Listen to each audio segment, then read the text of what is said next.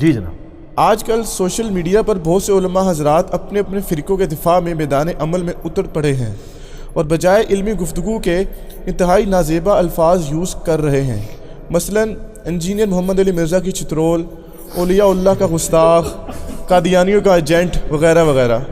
بلکہ بعض علماء نے تو آپ پر فارن فنڈنگ تک کا الزام بھی لگا دیا ہے۔ جی ہاں مجھے پتہ ہے۔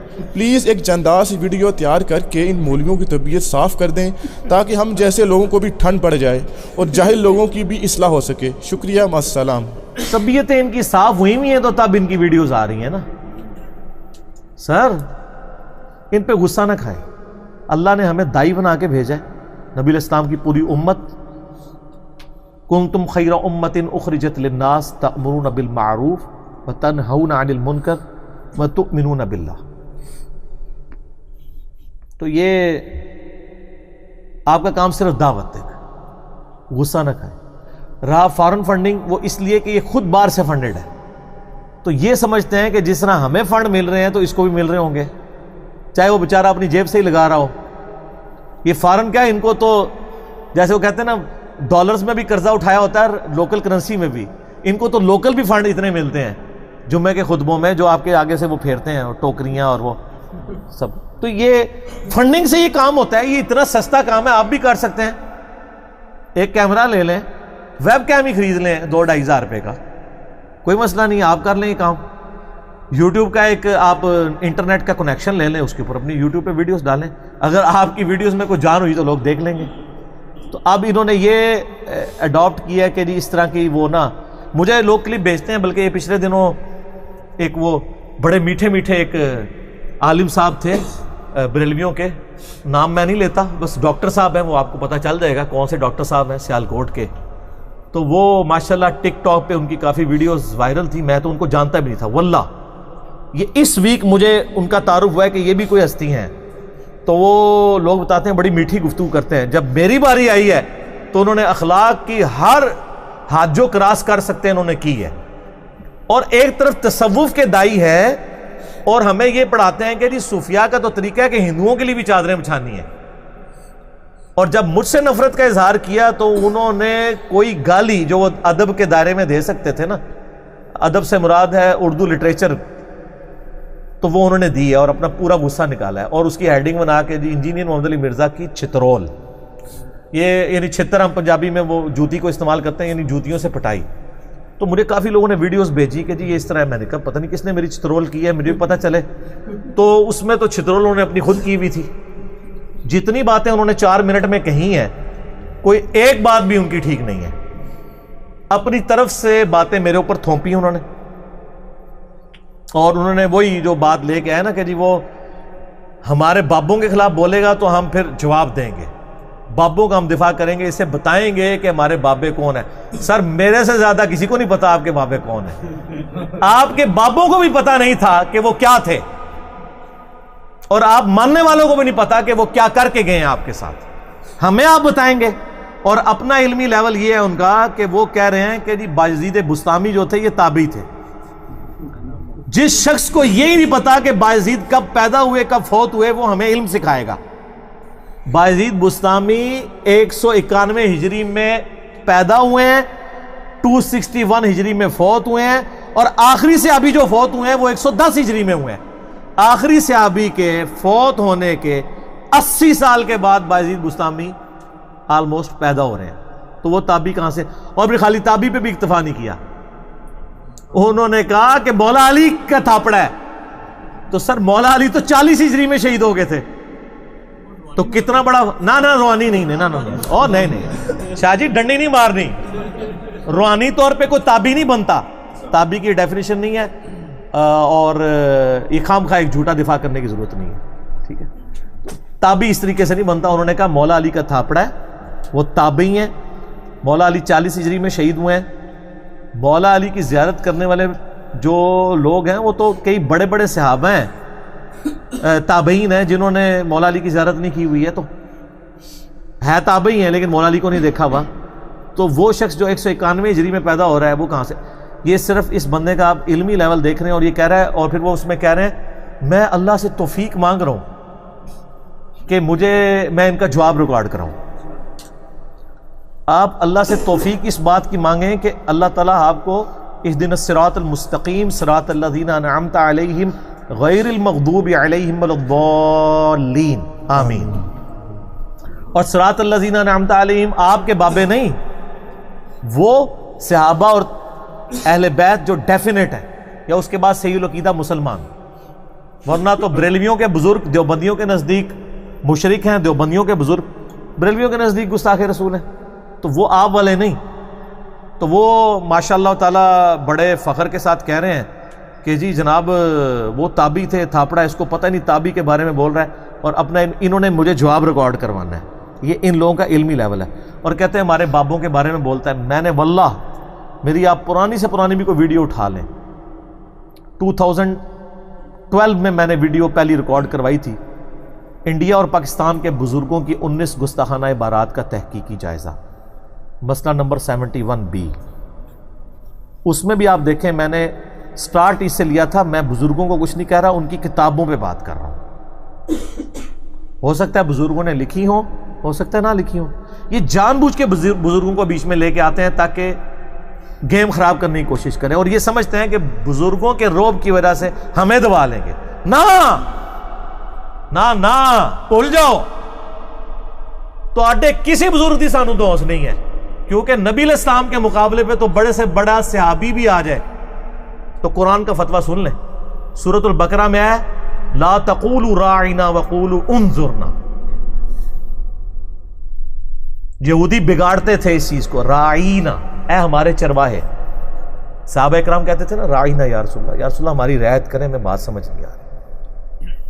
تو اللہ نے فرمایا یہ لفظ ہی چھوڑ دو تم جس کو یہودی بگاڑتے ہیں. کسی سے آبی نے کہا کہ یا اللہ ہم نے تو نہیں بگاڑا، لیکن اللہ نے اپنے محبوب صلی اللہ علیہ وآلہ وسلم کی عصمت کی حفاظت کرنی ہے. فرمایا وہ لفظ ہی چھوڑ دو جس کو بگاڑا جاتا ہے. تم کہا کرو انظرنا، یا رسول اللہ ہمارا انتظار کریں، نظر کرم فرمائیں، ہماری بات سنیں، اپنی بات کو ریپیٹ کر دیں.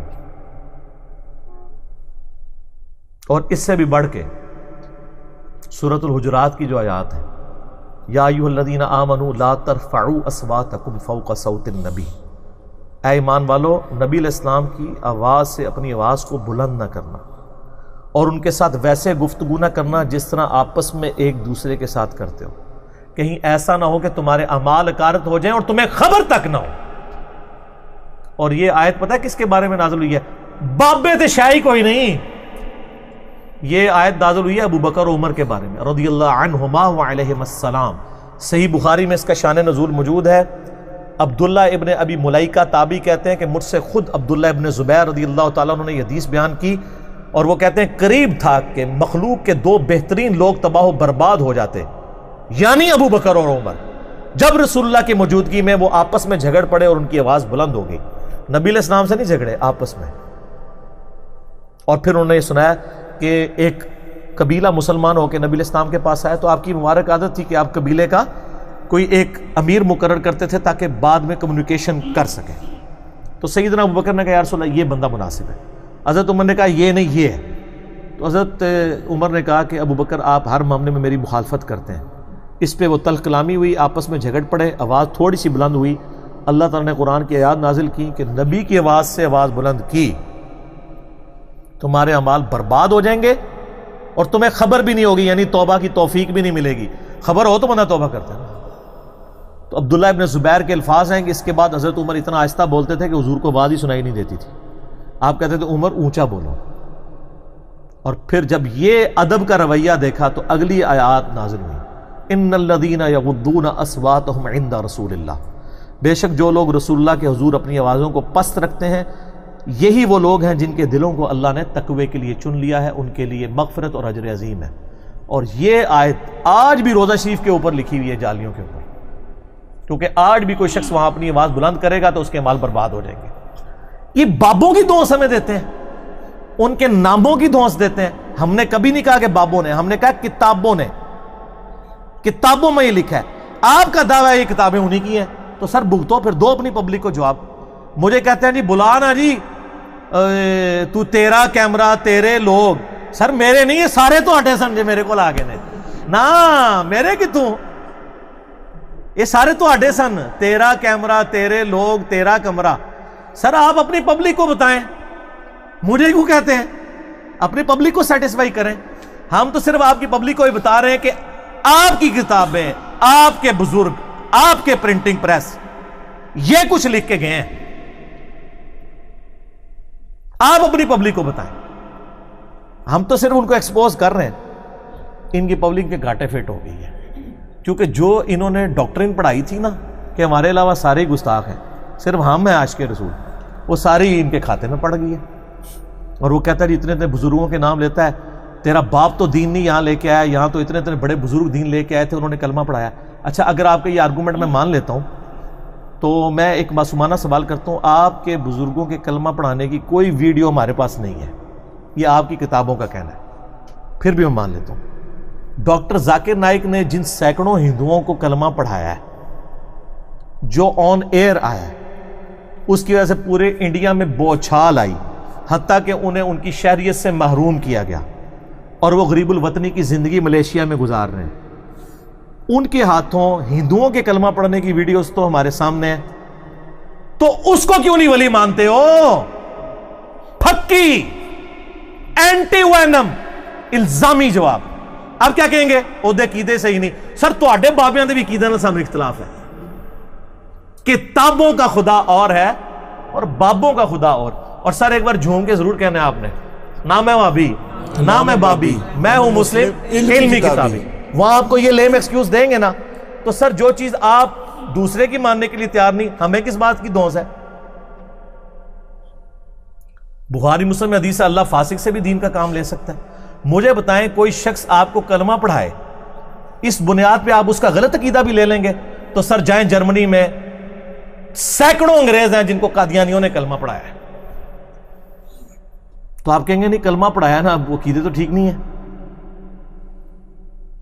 بزرگوں کی عزت اس بات پہ تھی کہ وہ ہمیں نبی علیہ السلام کا راستہ دکھائیں. اگر وہ بزرگ نبی علیہ السلام کے خلاف تعلیمات دیں، ان کو چاٹنا ہے ہم نے. پھر تو آپ گوروں کو چاٹیں جنہوں نے آپ کو پرنٹنگ پریس بنا کے دیا ہے. دنیا کے سارے قرآن گوروں کے پرنٹنگ پریس پہ چھاپ رہے ہیں.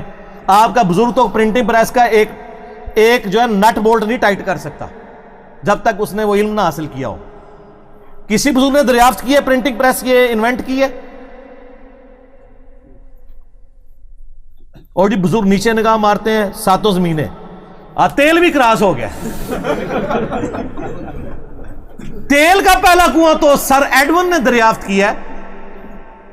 ہاں، اور اس کو 250 سال آلموسٹ بڑی مشکل سے ہوئے ہیں. 1753 میں پنسلوینیا امریکن سٹیٹ میں سر ایڈون نے، ویسے داڑھی ان کی بھی تھی، تو انہوں نے دریافت کیا ہے. کسی بزرگ سے نہیں دریافت ہوا. آپ تیل ہی کوئی رحمت اللہ علیہ دریافت کر دیتا، وہ گھڑی بنا دیتا، کوئی کام کیا ہے؟ جو اتنا ماشاءاللہ دیکھتے ہیں وہ تیل ہی دریافت کر دیتے. الٹا آپ کے جو نئے رحمت اللہ علیہ ہیں ان کے گاڑیوں کے تیل آپ کے مریدین کے چندوں سے پورے ہو رہے ہیں، وہ تو اس کا بھی تیل پورا نہیں کر سکتے. تو یہ میں پھر اور طرف چل پڑوں گا. مجھے کسی بزرگ سے کوئی لینا دینا نہیں، نہ مجھے کسی کے ساتھ کوئی ذاتی دشمنی، نعوذ باللہ.